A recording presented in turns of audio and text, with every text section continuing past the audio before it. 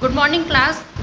आज मैं आप लोगों को फिजिक्स पढ़ा रही हूँ। फिजिक्स में हमारा जो फर्स्ट चैप्टर है मेजरमेंट एंड एक्सपेरिमेंटेशन, उसमें कुछ रिड्यूस हुआ है सिलेबस में, तो जो है वही हम पढ़ा रहे हैं। आप टाइम रिड्यूस सिलेबस पढ़ा रही हूँ बेटा मैं आप लोगों को। फर्स्ट वन आपके पास यहाँ पे दिया गया है मेजरमेंट एंड एक्सपेरिमेंटेशन, आपका चैप्टर का नाम है। यहाँ पे मेजरमेंट को हम पढ़ेंगे, एक्सपेरिमेंटेशन आपका पूरा हट ही गया है, काट दिया गया है, पूरा सिलेबस में से रिड्यूस कर दिया गया है। तो यहाँ पे सबसे पहले आपके पास टॉपिक है need of unit for measurement. पहले हम समझ लेते हैं मेजरमेंट क्या होती है। मेजरमेंट आप हिंदी में कहते हैं कि नापना। आप किसी चीज़ को जब नापते हैं तो उसकी मेजरमेंट कहलाती है। तो मेजरमेंट आपका आपकी जो फिजिक्स कहती है वो ये कहती है कि आप किसी स्टैंडर्ड क्वांटिटी से जब फिजिकल क्वांटिटी को कंपैरिजन करते हैं तो उसको मेजरमेंट कहा जाता है। और मैं अगर शॉर्ट में कहूँ तो मेजरमेंट हुआ कि आप किस चीज़ को कैसे नाप रहे हैं उसको उसकी मेजरमेंट कहा जाएगा। जैसे कि एक पेंसिल है, तो पेंसिल को नापने के लिए आप कंसीडर करोगे मिलीमीटर या सेंटीमीटर। कोई भी बच्चा उसे लीटर में या किलोमीटर में नापेगा नहीं, ठीक है। उसके अलावा अगर दूध है, तो अगर आप दूध लेते हैं या पानी लेते हैं तो ऑब्वियसली सी बात है कि आपके माइंड में एक चीज़ क्लिक करेगी कि हम इसको लीटर में या मिलीलीटर में आप क्या करें मेज़र करें। तो that is called a measurement. अब ये जो मैंने बोला है लीटर, मिलीलीटर, ये सब होती है यूनिट्स। और इसके आगे जो आपने नंबर लिखा 10, 20, 40, 50 जितना भी होगा दैट इज़ कॉल्ड आपके न्यूमेरिकल वैल्यू। तो ये दोनों चीज़ें मिलकर एक चीज़ बनाती है जिसका नाम होता है, आपके पास पहला टॉपिक है वो है आपका physical quantity. What is physical quantity? Physical quantity is a product of numerical value and unit. Numerical value जैसे कि 10 और यूनिट जैसे कि आपके पास मीटर, सेंटीमीटर वगैरह वगैरह। अब यहाँ पे हमारे पास दिया गया है कि अगर आप कोई यूनिट लेते हैं तो उसकी चॉइस क्या चॉइस होगी आपकी यूनिट लेने की। तो आप देखते हो कि साइज़ के अकॉर्डिंग हम उसका क्या लेते हैं, यूनिट लेते हैं। अगर कोई चीज़ जैसे मैं आपको पेंसिल मेज़र करने के लिए दूँ तो आप पेंसिल को सीधी बात है सेंटीमीटर या मिलीमीटर में करोगे, ठीक है। अगर मैं रास्ता नापने के लिए कहूँ आपको तो आप कहोगे कि रास्ता नापना है तो आप उसको किलोमीटर या मीटर में आप लिखेंगे।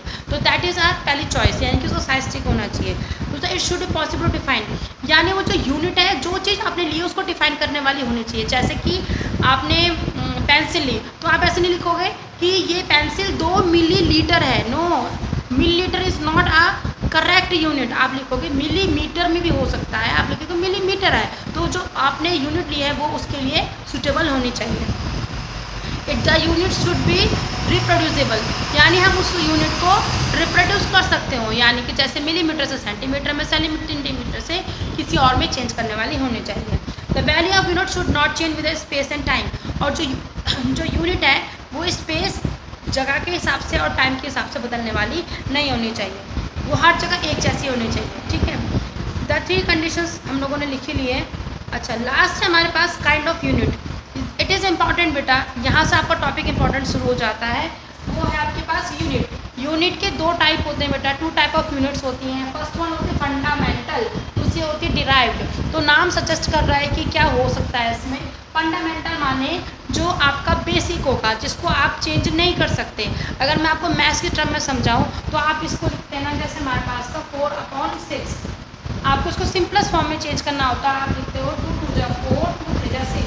Now it is a simplest form, ये इसकी क्या है, सिंपलेस्ट फॉर्म है। अब आप 2/3 को और ज़्यादा सिंपली सॉल्व नहीं कर सकते, ठीक है। तो ये इसकी सिंपल फॉर्म आ गई। सेम इसी तरीके से ये जो है ये है फंडामेंटल, ये बेसिक हो गया बेटा।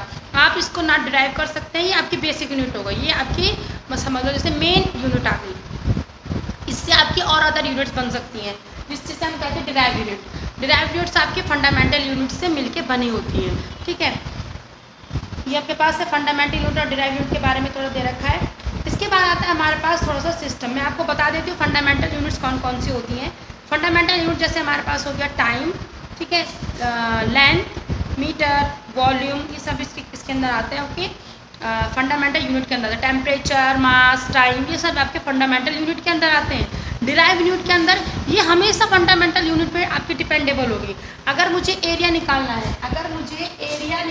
है तो मुझे लिखना पड़ेगा लेंथ इंटू ब्रेड्थ। तो लेंथ इंटू ब्रेड्थ, तो दोनों में आपकी क्या आ गई, आपकी लेंथ इंटू ब्रेड्थ हो गया। तो दोनों ही दोनों फंडामेंटल यूनिट से मिलकर बनी है आपका एरिया।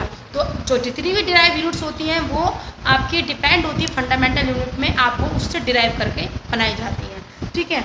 इसके बाद सिस्टम ऑफ यूनिट दिया जाए आपके पास। System of unit, system of unit में 3 तरीके के सिस्टम ऑफ यूनिट्स होते हैं। एक होता है CGS, एक होता है FPS, एक होता है MKS। तो CGS में आपके पास जो भी लिखा जाएगा वो सेंटीमीटर जी, सी माने सेंटीमीटर, जी माने ग्राम और एस माने सेकंड में लिखा जाएगा बेटा। ओके, ये FPS, एफ माने फुट होता है, पी माने पाउंड होता है और एस माने अगेन सेकंड होता है। सेकंड तो हर उसमें तीनों में सेम ही रहेगा, वो चेंज नहीं होगा। एम के एस में होता है मीटर, किलोमीटर, मीटर, किलोग्राम और सेकंड में। तो ये तीन तरीके के हमारे पास क्या होते हैं बेटा, सिस्टम, यूनिट के सिस्टम होते हैं, इसी में हमको लिखना होता है। इसके बाद आ जाता है हमारे पास एक इम्पॉर्टेंट है जिसको हम कहते हैं SI सिस्टम, यानी इंटरनेशनल सिस्टम। जैसे कि इंटरनेशनल सिस्टम की ज़रूरत इसलिए पड़ गई बेटा, जो मैंने आपको चॉइस बताया था कि आपकी जो यूनिट है वो कहीं भी टाइम के हिसाब से, स्पेस के हिसाब से नहीं बदलनी चाहिए। ऐसा नहीं कि यहाँ पे उसको किसी जैसे अभी हम पहाड़ों में जाते हैं तो पहाड़ों में जो पहाड़ नापे जाते हैं वो नालियों में नापे जाते हैं और कई जगहों में फुट से नापे जाते हैं। तो उन्होंने कहा कि इस प्रॉब्लम को, कि कहीं पे फुट से नापा जा रहा है, कहीं पे 1 फीट से नापा जाता है, तो उसको इस प्रॉब्लम को सॉल्व करने के लिए उन्होंने कहा कि आप एक इंटरनेशनल सिस्टम का इस्तेमाल कीजिए। और ये आपको बुक में यहाँ पर देखो ये दे रखे हैं इंटरनेशनल सिस्टम, पेज नंबर 2, और ये आपको फंडामेंटल आपकी कॉपी में भी लिखना है बेटा आपको, ठीक है, नोटबुक में नोट डाउन करेंगे। लेंथ है, इसको इरेज कर देते हैं पहले, ठीक है।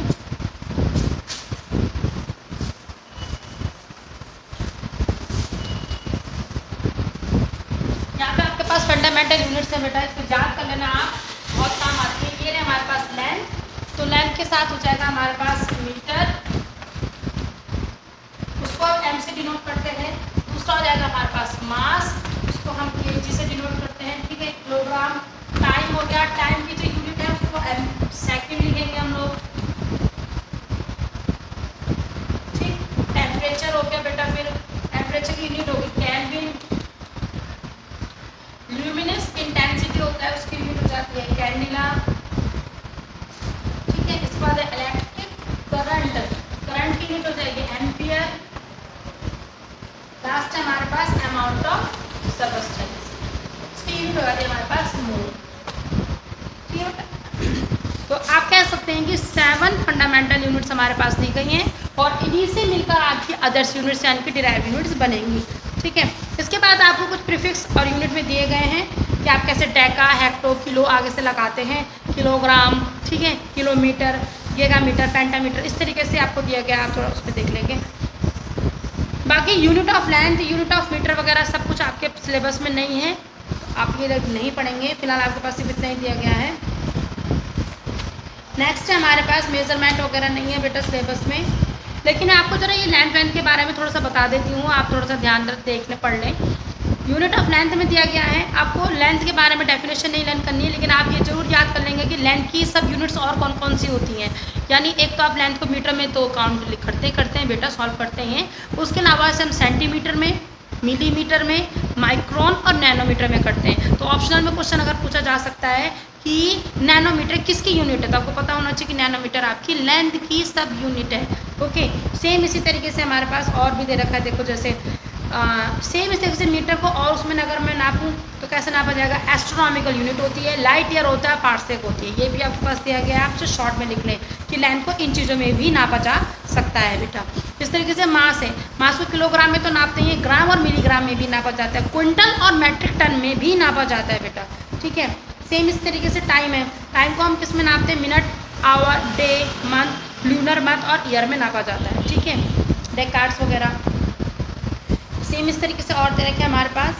तो ये हमारे पास क्या हो गया बेटा, कुछ डिराइव्ड यूनिट्स आपके पास दी गई हैं, पेज नंबर 6 पर डिराइव्ड यूनिट्स दी गई हैं, ये आप अपनी कॉपी में करेंगे बेटा, ये आपका काम होगा फर्स्ट। और इसी के साथ हमारा पहला पोर्शन है जो ख़त्म होता है और हम चलते हैं सेकंड की तरफ। सेकंड है हमारे पास measurement of a simple pendulum. तो आपको पहले तो यही बताना पड़ेगा कि पेंडुलम होता क्या है बेटा, पेंडुलम किसको कहते हैं, ठीक है। हमारा जो नेक्स्ट टॉपिक है फर्स्ट लेसन का है simple pendulum. Now it is simple pendulum. Simple pendulum में क्या होता है, आप एक रिजिड सपोर्ट यानी किसी दीवार पे या ऐसे सपोर्ट पे जो हैंग ना कर रहा हो, हिले नहीं, इलास्टिक नेचर का ना हो, रिजिड सपोर्ट पे हुक लगाते हैं और हुक पे एक स्ट्रिंग ऐसी लगानी है जो फ्लेक्सिबल ना हो, ठीक है। जैसे पतंग उड़ाने के लिए करते हैं ना वो धागे का इस्तेमाल, मांझा इस टाइप का, इस तरीके की स्ट्रिंग का इस्तेमाल करेंगे और यहाँ पे आप एक मेटल की बॉब लगाते हैं, मेटल की बॉल कह सकते हैं, मेटल की बॉब का इस्तेमाल किया जाता है। इसको ये हमारे पास सिंपल पेंडुलम का एक डायग्राम है, ठीक है। अब हम क्या करते हैं, सिंपल पेंडुलम को इधर लेके जाते हैं या अपनी पोजीशन पे इस तरीके से इधर लेके जाएंगे तो ये स्विंग करेगा। जैसे आपने क्लॉक में देखा होगा ना, क्लॉक के नीचे भी आपका पेंडुलम वो इस तरीके से आपका रोटेट करता रहता है। तो इस तरीके से यहाँ पे पेंडुलम हमारा जो रोटेशन कर रहा है उसके बारे में हम लोगों ने पढ़ना है। तो कुछ यहाँ पे सिंपल पेंडुलम की एक डेफिनेशन आपको दी गई है। क्या simple pendulum is a heavily point mass, एक हैवीली पॉइंट मास होता है जो कि सस्पेंडेड है आपका रिजिड सपोर्ट पर बाय अ मासलेस और इन एक्सटेंसिबल स्ट्रिंग, यानी कि इसका कोई मास नहीं होगा, मासलेस होगी, कोई वजन नहीं होता है, इसको हम सिंपल पेंडुलम कहते हैं, ठीक है। कुछ टर्म्स आपके सिंपल पेंडुलम के साथ रिलेट की गई हैं, जैसे कि oscillation. What the meaning of oscillation? Oscillation का माने होता है, तो मैं पेंडुलम को इधर लेके जाऊंगी, यहाँ से इधर, ये जो मूवमेंट है इस तरीके का to and fro movement, it is called a oscillation. Okay, now second है हमारे पास पीरियड ऑफ ऑक्सीलेशन, जिसे हम टाइम पीरियड के नाम भी कहते हैं। यानी जब मैंने बॉब को ए से बी की तरफ ले गई, बी से सी की तरफ, तो यहाँ से वापस जाके अपनी पोजीशन ए पे वापस आ जाता है, तो उसको मैं क्या कहती हूँ, उसका टाइम पीरियड कहती हूँ। जब वो एक कंप्लीट ऑक्सीलेशन करेगा तो वो कहलाएगा उसका टाइम पीरियड। दूसरा है frequency, it is a number of एक सेकेंड में, अब मैंने टाइम देखना है, एक सेकेंड में जितनी बार वो ऑक्सीलेट करेगा वो उसकी फ्रीक्वेंसी कहलाएगा, ठीक है। आपके पास एक रिलेशन दिया गया है, what is the relation between time period and frequency. तो टाइम पीरियड और फ्रीक्वेंसी के बीच में क्या रिलेशन है, तो हम रिलेशन लिखेंगे frequency is equal to one by time period, यानी कि जितना ज़्यादा टाइम होगा फ्रीक्वेंसी उतनी क्या होगी, कम होगी, ठीक है। तो यहाँ पे हम लोगों ने लिखा है कि time period is a reciprocal of frequency, ये आपके पास इसका रिलेशन दे रखा है। What is the amplitude? Amplitude किसको कहते हैं? अगर मैं आपको एक ग्राफ बना के समझाऊँ तो एम्पलीट्यूड ज़्यादा आपको अच्छे समझ में आएगा। अगर मैंने इस तरीके से एक ग्राफ बनाया है, ठीक है, इस तरीके से आगे की तरफ जाता है, तो यहाँ से यहाँ पर तक की जो डिस्टेंस है ले रखी मैंने, इस डिस्टेंस को एम्पलीट्यूड कहते हैं, यानी the maximum displacement of a Bob from its mean position on either side. यहाँ से मैंने इसको जितनी दूरी के लिए खींचा है, यहाँ से यहाँ पर तक जितने भी मैं बॉब को लेकर गई हूँ, ये इसका क्या कहलाएगा, एम्पलीट्यूड कहलाता है बेटा, ठीक है। अब नाउ नेक्स्ट हमारे पास कुछ मेजरमेंट दी गई हैं कि हाउ कैन यू मेज़र, तो ये आपको ग्राफिकली अब वो शो करना है, फिलहाल इसको हम यहाँ पे छोड़ देते हैं। हमारे पास न्यूमेरिकल आना है, न्यूमेरिकल के लिए हम लोग एक फॉर्मूला लिखेंगे और फॉर्मूले के बेस पर हम इसे सॉल्व करेंगे। पहले आपको कुछ दिया गया है, यहाँ पे मैं आपको बता दूँ, एक रिलेशन है हमारे पास, उस रिलेशन के बेस पे हमने एक्सप्रेशन है सिंपल पेंडुलम का, उसको हम लिख लेते हैं। सिंपल पेंडुलम का जो एक्सप्रेशन है उसे लिख लें बेटा, ये हमारे पास हो जाएगा t equal to 2 time period equal to 2 root L upon G, इसको लिख लें। अगर आप इसको न्यूमेरिकली सॉल्व करेंगे, न्यूमेरिकली सॉल्व करने के लिए रूट में थोड़ी प्रॉब्लम होती है, तो इसको इस तरीके से लिखा जाएगा, रूट को यहाँ आप क्या करेंगे, स्क्वायर कर देंगे, तो ये हो जाएगा हमारे पास t का square equal to squaring both side 4 का square L upon G।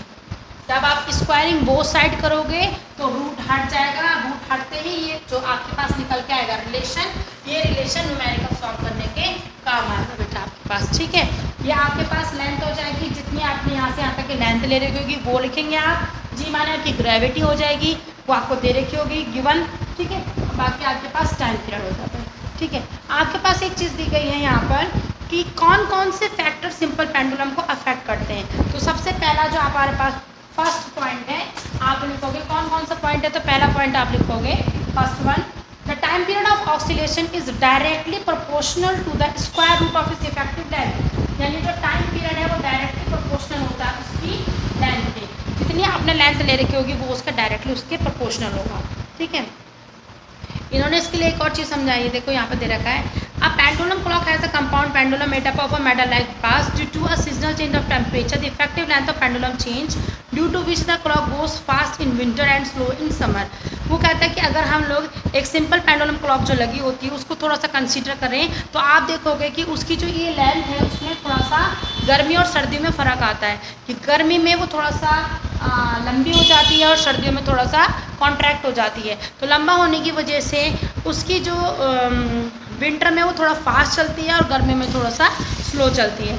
In a winter due to a contraction उसकी लेंथ कम हो जाती है, लेंथ कम हो जाती है तो टाइम पीरियड आपका डिक्रीज हो जाता है। ओके, क्योंकि डायरेक्टली प्रोपोर्शनल है। तो यहाँ पे कुछ ऐसे एग्जाम्पल दिए गए हैं। ओके, नाउ नेक्स्ट दे रखा है time period is oscillation is inversely proportional to square root of its. Second आप कहोगे कि जो टाइम पीरियड है वो इनवर्सली प्रोपोर्शनल होता है इसका ग्रेविटी का। ठीक है, यानी कि इसका क्या मतलब हुआ कि ग्रेविटी के इनवर्सली प्रोपोर्शनल होगा, यानी टू टेक अ माउंटेन और manage to decrease of value. जैसे जैसे आप ऊपर की तरफ जाते रहोगे यानी हाइट पे जाते हैं तो ग्रेविटी कम होगी, ग्रेविटी कम होगी तो आपका ये इंक्रीज करेगा। टाइम पीरियड आपका क्या कर जाता है, इंक्रीज कर जाता है। Time period of oxidation does not depend on मास। तीसरी चीज, टाइम पीरियड बिल्कुल भी डिपेंड नहीं करता कि आपने इसका मास कितना ले रखा है, 10 किलो, 5 किलो, 6 किलो, 1 किलो। इस बॉब के मास पे, स्ट्रिंग के मास पे डिपेंड नहीं करता, लेंथ पे और ग्रेविटी पे जरूर करता है। Time period does not depend upon the swing, और आपने कितनी बार इसको स्विंग कराया है उस पर भी ये डिपेंड नहीं करेगा। तो आप ये हमारे पास कुछ टॉपिक दिए गए थे, मैंने आपको समझा दिए। सेकंड है सेकंड पेंडुलम, ये मैंने अभी जो आपको पढ़ाई it is a simple pendulum. अब जो सेकंड मेरे पास जो मेरा टॉपिक है वो है सेकंड पेंडुलम। फिर रिपीट कर रही हूँ, not simple, second pendulum. Second pendulum of a clock, हमारे घर में इस्तेमाल होने वाली हमारी क्लॉक जो है वो सेकंड पेंडुलम का एग्जाम्पल है। Which we use are not know time in our house, यह सेकंड पेंडुलम। याद रखना, हमारे घरों में जो इस्तेमाल होने वाली घड़ी है वो सेकंड पेंडुलम का एग्जाम्पल है। It take a time 1 second, वो कितना टाइम लेती है, 1 सेकेंड होता है ना, टिक टिक करके चलती है जो सेकेंड, वही for one extreme to other extreme, so it time period is 2 second. तो इसका जो टाइम पीरियड होता है उसको कितना होता है, 2 सेकेंड के लगभग होता है। 10 a pendulum with a time period जिसका oscillation is equal to 2 second, यानी जिसका ऑक्सीलेशन 2 सेकेंड के बराबर होगा, जिसका ऑक्सीलेशन 2 सेकेंड के बराबर होगा उसको सिंपल पेंडुलम कहा जाता है, यानी सेकंड पेंडुलम कहा जाता है। ठीक है, ओके, तो ये हमारा टॉपिक हमारे यहाँ पे ख़त्म होता है। मैं एक बार रिपीट कर दूँ थोड़ा आप लोगों के लिए। यहाँ पे ये कुछ हमारे पास क्वेश्चंस दिए गए हैं, न्यूमेरिकल दिए गए हैं, तो न्यूमेरिकल के क्वेश्चंस मैं आपको करा दूँगी बेटा। ठीक है, फिलहाल आप जो ये एक्सरसाइज है 1C वो आप अपनी कॉपी में करेंगे, 1A आप अपनी कॉपी में करेंगे, 1B को आप छोड़ देंगे क्योंकि वो हमारे पास नहीं है इस बार सिलेबस में। आप फिलहाल इतना करेंगे। मैं आपको एक बार फिर से सिंपल पेंडुलम के बारे में कुछ समझा दूँ, रिपीट कर दूँ कि सिंपल पेंडुलम है क्या। हम लोगों ने मेजरमेंट पढ़ा, हम लोगों ने SI यूनिट पढ़ी है, हम लोगों ने डिराइव यूनिट पढ़ी, और हम अपने चाहते हैं सिंपल पेंडुलम। सिंपल पेंडुलम एक बॉब होती है, मेटल की बॉब, जिसको एक मासलेस और एक एक्सटेंड ना होने वाले स्ट्रिंग से जोड़ा रहता है एक रिजिड सपोर्ट के साथ। इसको हम ऑक्सीलेट कराते हैं। ऑक्सीलेट का मतलब होता है आगे पीछे इस तरीके से मूवमेंट कराने को ऑक्सीलेशन या ऑक्सीलेशन कहा जाता है। ठीक है, यहाँ पे हम लोगों ने एक फॉर्मूला डिराइव किया है इसके लिए। आपके पास कुछ टर्म्स दी गई हैं, टर्म्स आप देख लेंगे बुक में। जैसे उस पर एम्पलीट्यूड दिया गया था, यानी यहाँ से लेकर यहाँ तक जो आपने उसको पीछे की तरफ लेकर गए और फिर वापस अपनी पोजीशन में, वो एम्पलीट्यूड होता है। टाइम पीरियड किसको कहते हैं, जितनी देर में अपना वो एक ऑक्सीलेशन कंप्लीट करता है। फ्रीक्वेंसी 1 सेकंड के अंदर वो जितना ऑक्सीलेशन करेगा उसको हम लोग क्या कहते हैं, उसकी फ्रीक्वेंसी कहते हैं। ठीक है, ये हमारे पास एक फॉर्मूला था, T = 2π√L/G। L हमारे पास लेंथ हो जाएगी स्ट्रिंग की, G हमारे पास ग्रेविटी हो जाएगी, जिसको हम कई बार 10 से नोट करते हैं या 9.8 से लिया जाता है न्यूमेरिकल वैल्यू सॉल्व करने के लिए। ओके, अब मैं स्क्वायरिंग बोथ साइड कर रही हूँ। क्यों कर रही हूँ स्क्वायरिंग बोथ साइड, ताकि न्यूमेरिकल वैल्यू निकालने में आसानी हो। रूट पे निकालने में थोड़ी प्रॉब्लम होगी, इसलिए हम रूट उसको स्क्वायरिंग बोथ साइड कर देते हैं। तो T = 4π² L/G हमारे पास, क्योंकि स्क्वायरिंग करने पे रूट कट जाएगा, स्क्वायरिंग करने पे रूट कट जाता है, इसलिए हमने रूट को स्क्वायरिंग कर दिया है। अब आप इस फॉर्मूले पे रख के न्यूमेरिकल कर सकते हैं जो न्यूमेरिकल दिए गए हैं। और नहीं होंगे आपसे सॉल्व तो फिर मैं आपको करवा दूँगी। ये हमारे पास सिंपल पेंडुलम। कल के टॉपिक में या कल के वीडियो में हम इसका न्यूमेरिकल कंसीडर करेंगे बेटा। मैं आपको न्यूमेरिकल कराऊंगी, इसको न्यूमेरिकल कैसे कैसे होने। यहाँ पे पूछे क्या था, आपसे क्वेश्चन पूछा जाता है 1 वर्ड में, क्या सिंपल पेंडुलम जो आप ले रहे हैं वो सिंपल पेंडुलम आपका मास पे डिपेंड करेगा, तो आप कहेंगे नो। क्या आपका सिंपल पेंडुलम लेंथ, इसकी लेंथ पे डिपेंड करता है, आप कहेंगे यस, वो लेंथ पे डिपेंड करता है और ग्रेविटी पे डिपेंड करता है। लेंथ पे तो डायरेक्टली प्रोपोर्शनल होता है, लेकिन ग्रेविटी पे इनवर्सली प्रोपोर्शनल होता है। सेकंड मैंने आपको पढ़ाया सेकंड पेंडुलम किसे कहते हैं, तो जिसकी फ्रीक्वेंसी आपकी 2 सेकंड के हिसाब से हो, 2 सेकंड में वो जितना ऑक्सीलेशन करेगा उसको हम उसकी सेकंड पेंडुलम कहा जाता है। और हमारे घरों में यूज़ होने वाली जो घड़ियाँ हैं वो सेकंड पेंडुलम पे ही काम करती हैं। तो ये रहा हमारा फिजिक्स का आज का पहला लेसन। उसके बाद हम नेक्स्ट उसके न्यूमेरिकल करते हैं, फिर नेक्स्ट वीडियो में हम जो है सेकंड लेसन कंसिडर करेंगे। किसी को कोई प्रॉब्लम कुछ समझ में ना आया हो तो वो आप कमेंट में भी लिख सकता है, और ग्रुप में भी आप जो है आप उसको मुझे क्वेश्चन पुट अप कर सकते हैं कि मैम ये टॉपिक ये हमको यहाँ पे समझ में नहीं आया। Okay, thank you.